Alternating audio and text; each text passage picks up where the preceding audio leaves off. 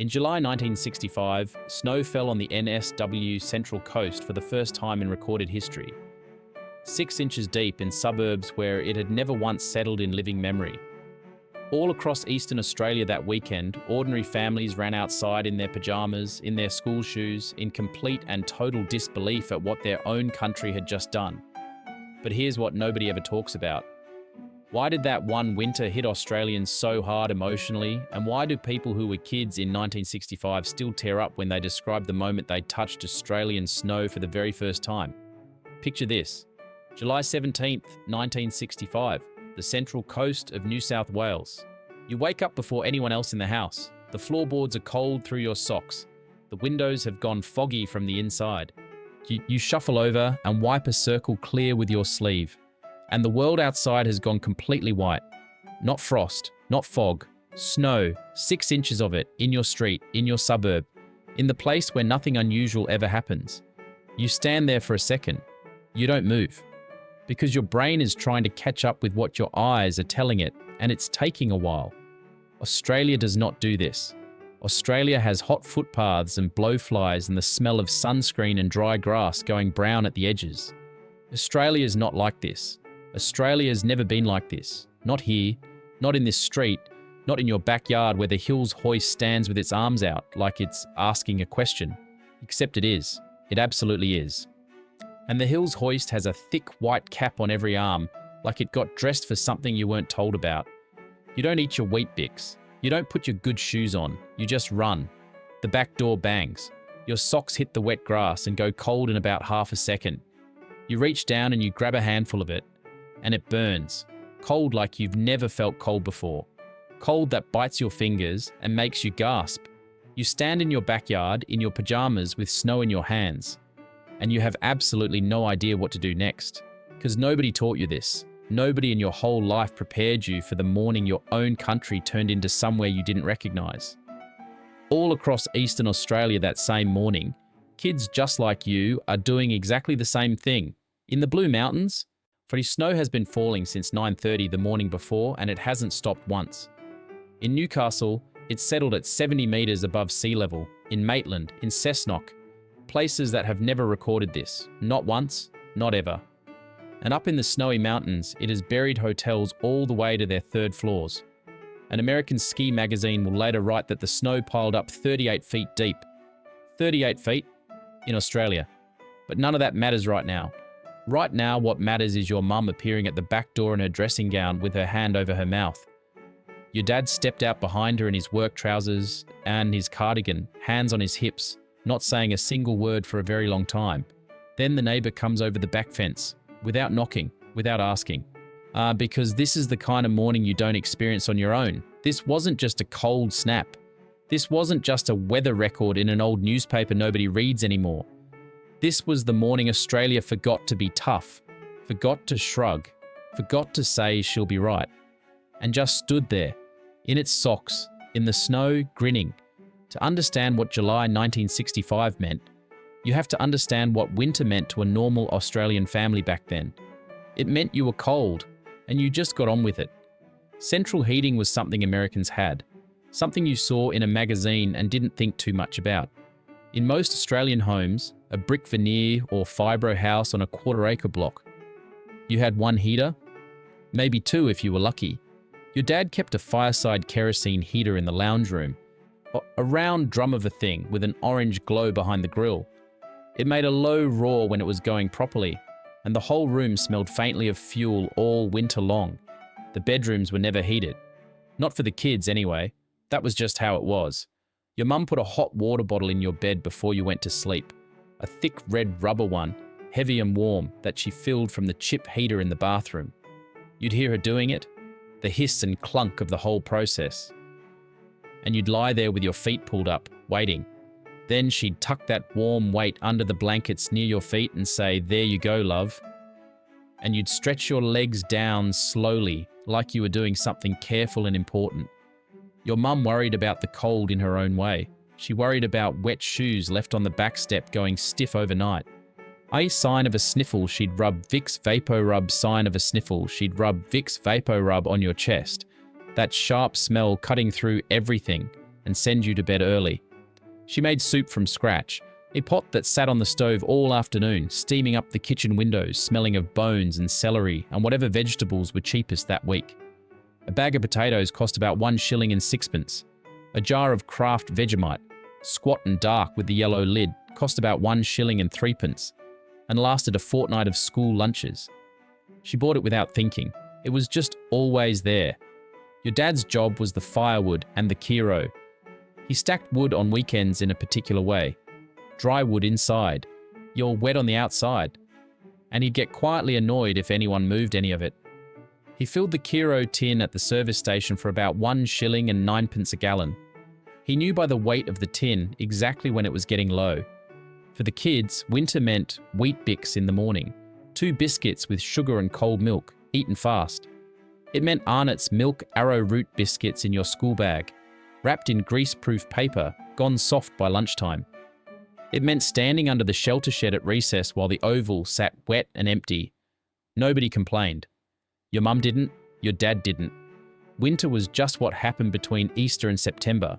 You put on another jumper, you drank your Milo, and you got on with it. The snow didn't fall gently, not the way it does in the movies. It came sideways, and pushed by a southerly so cold and so strong that weathermen were scrambling to make sense of what they were seeing. The same system that had frozen Omeo and Victoria to minus 11.7 degrees back in June had kept moving. Keep building. Kept pushing north through July, getting bigger and stranger the whole time. By Saturday morning, July 17th, the Blue Mountains had become unrecognizable. In Blackheath, snow started falling at 9:30 in the morning and didn't stop until 4:30 the following afternoon. More than 30 hours without a break. Roads that families drove every single day simply disappeared. Not blocked, buried. The footpath and the road became the same flat white surface, and you couldn't tell where one ended and the other began. In Katoomba, shopkeepers stood in their doorways and watched the 3 sisters vanish into cloud. The guest houses along the main street, plain weatherboard places that charged about £1 a night for bed and breakfast, had guests who couldn't leave even if they'd wanted to. Nobody was going anywhere. On the Central Coast, 6 inches settled on suburbs that had never recorded a single snowfall in any newspaper archive anyone could find. Children who had gone to bed on an ordinary Friday night woke up Saturday morning in a place they didn't recognize. And here is what that actually looked like in a normal backyard on a normal street. Your dad standing on the front step in his King G work trousers and his cardigan, hands on his hips, completely quiet for about 30 seconds. Then just, well, I'll be blown away. Your mum saying the tomatoes and the veggie patch were done for, then immediately went to the sideboard drawer to get the Kodak brownie because she already knew, the way mums always know before everyone else, that this was something you'd want proof of later. You and your brothers and sisters out the back in completely the wrong shoes, and throwing what had to be the worst snowball ever made in the history of snowballs. Nobody had taught you. There was nobody to teach you. You had maybe 3 hours before it melted, and you were working fast and getting everything wrong and not caring even slightly. The next door neighbour came over the back fence without knocking because this was not the kind of morning you experienced on your own. Up in the mountains, it was a different story altogether. The snowpack at Spencer's Creek between Charlotte Pass and Perisher had been building all season to something extraordinary. By late July, the drifts had climbed so high that hotel guests were entering buildings through what had been upper-story windows only weeks before. An American ski magazine would later write that snow had reached depths of 38 feet. Your chairlift towers were almost completely buried, just the very tips showing above the white. And then on July 19th, just 2 days after the Blue Mountains snow began, light snowfall was recorded near Mackay in Queensland. Queensland, snow near the tropics. Australia in July 1965 was doing something it had simply never done before. It had stopped being a summer country. For one strange, cold, astonishing fortnight, it had become somewhere else entirely. And every person who ran outside in their wrong shoes that Saturday morning, every kid, every parent, every neighbour over the back fence, carried something new for the rest of their life. A story that started with, do you remember 1965? Here is the honest truth about the winter of 1965. It was not comfortable. It was not soft. Pipes froze solid overnight and took all morning to sort out. The chip heater went out in the wind and someone had to relight it with cold hands and damp newspaper. People got sick, real sick. The kind of cough that sat in your chest for 3 weeks and wouldn't shift no matter how much Vicks your mum rubbed in. Fruit trees died, veggie patches were finished. Farmers in the highlands lost stock they couldn't afford to lose. Roads were cut for days. For the families living up in the mountains through that whole season, it was not a novelty. It was serious and hard and sometimes frightening, and nobody is pretending otherwise. And yet something happened inside that hardship that can't quite be explained and can't quite be argued away. What the winter of 1965 gave ordinary Australian families, the ones in the fibro houses, the ones with the Kero heater in the lounge room, the ones with wet school shoes on the back step, was a moment of pure shared astonishment. A moment where the country itself did something so unexpected, so completely out of character that nobody had a prepared response for it. Not your dad with his careful wood stack, not your mum with her Kodak brownie and her sensible worrying, not the weatherman on the wireless, nobody. Australia in 1965 prided itself on being tough, on not making a fuss, on getting on with it no matter what. That was the unspoken agreement every family had with every other family on every street, in every suburb. You endured, you coped, you did not go on about things. But 6 inches of snow on the Central Coast broke the agreement. 38 feet burying a chairlift in the snowy mountains broke the agreement. And snow near Mackay in Queensland, near the tropics, absolutely shattered the agreement into pieces.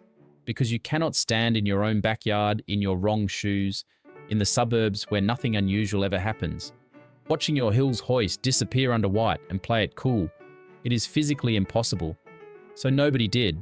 For one Saturday morning in July, every single Australian who saw it just stopped and looked and picked it up with bare hands and felt it burn and laughed. There are photographs still around from that winter, black and white mostly. Kids with their arms spread wide, squinting in the strange, bright light. Dads in cardigans with their hands on their hips. Mums holding the brownie, making sure there's proof because they already knew the grandchildren wouldn't believe it. Those photos are sitting in shoeboxes in spare rooms right now. Some of them have been scanned and shared online, captioned with quiet things like, "My mum, outside our place, July 1965. First time she ever saw snow at home. That winter cannot come back. Even if the same weather pattern returned tomorrow, we would not experience it the same way. We have insulated homes now. We have weather apps that would warn us 3 days ahead. We would be ready. And being ready, while better in every practical sense, is not the same thing as being astonished. It is not the same thing as running outside in your wrong shoes with no technique and no plan, and 3 hours before it melts. What 1965 had was the surprise. The pure, undefended, once-in-a-lifetime surprise of a country waking up and finding itself buried. We were not prepared. We had no gloves. We had a rubber hot water bottle and a Kero tin in the laundry, and a brownie with 3 shots left on the roll. And for one morning, that was enough. More than enough. It was everything. Do you remember where you were on July 17th, 1965? Were you one of the kids who ran outside in the wrong shoes? Tell us your story in the comments below. Does anyone still have one of those old black and white photos? The hills hoist buried, the neighbours over the back fence, the backyard turned white? We want to see them. Did your family have a Kero heater that winter, and do you still remember that low roar it made and the smell it left in the lounge room all season long? And if your family was up in the mountains during that extraordinary year, at Perisher, at Charlotte Pass, I'm at Kiandra. What do you remember about the snow that swallowed everything whole? If this brought back something real, the cold socks, the wheat bix, the hot water bottle at the foot of your bed, the morning Australia forgot to be tough, please share your story in the comments. And subscribe so we can keep bringing these memories back together. Because this country has a history worth remembering, and the best parts of it happen to ordinary people, in ordinary backyards, on the most unexpected mornings.